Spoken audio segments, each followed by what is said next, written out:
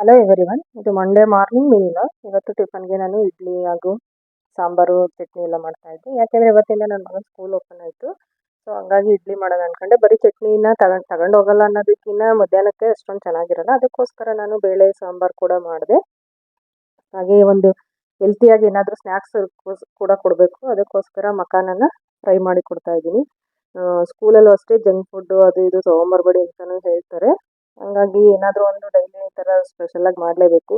ಈಗ ಮಕ್ಕಳಿಗೆ ಹಣ್ಣು ಕೊಡೋಣ ಅಂದರೆ ಆಪಲ್ ಕೊಟ್ರೂ ಕಪ್ಪಾಗುತ್ತೆ, ಅದು ಬೇಡ ಇದು ಬೇಡ ಅಂತ ತರಲೆ ಕೂಡ ಮಾಡ್ತಿರ್ತಾರೆ.